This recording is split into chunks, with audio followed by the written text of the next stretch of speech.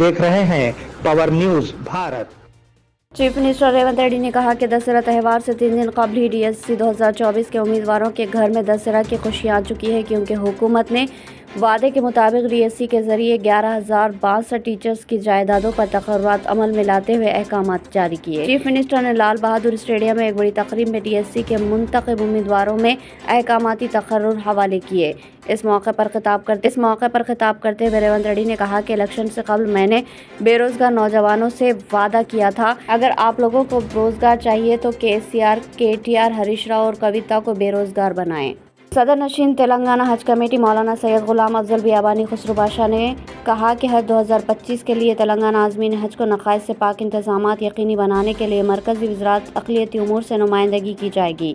Media के नुमाइंदों से बातचीत करते हुए उन्होंने कहा कि मक्का मुकर्रमा और मदीना मुनव्वरा में आज़मीन हज की रिहायशी इमारतों के बारे में हज कमेटी को क़ब्ल अज़ वक्त इत्तला देने की ख्वाहिश की गई, ताकि हज कमेटी के ओहदेदार इमारतों का मुआयना कर सके। उन्होंने कहा कि गुज़िश्ता साल तेलंगाना के बाज़ आज़मीन हज को रिहायशी इमारतों में सहूलतों की कमी के बायस दुश्वारियों का सामना करना पड़ा था।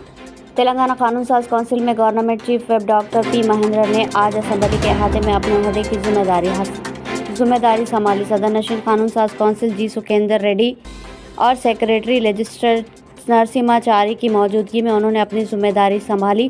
स्पीकर कानून साज असेंबली जी प्रसाद कुमार, रियासती वज़रा श्रीधर बाबू, पूनम प्रभाकर, अरकान असेंबली राम मोहन रेड्डी, प्रकाश गौड़, पी शंकर, हैदराबाद रंगारेड्डी, मेडचल अजला से ताल्लुक़ रखने वाले कांग्रेसी कायदीन ने महेंद्र रेड्डी को नई जिम्मेदारी संभालने पर मुबारकबाद पेश की। तेलंगाना आरटीसी बस की टक्कर से ट्रैक्टर के 3 टुकड़े हो गए। भयानक हादसा वारंगल जिले के वधन्नापेट मंडल में पेश आया। हादसे में ट्रैक्टर ड्राइवर शदीद तौर पर जख्मी हो गया, जबकि बस का ड्राइवर और 5 मुसाफिर मामूली तौर पर जख्मी हो गए। इस हादसे का वीडियो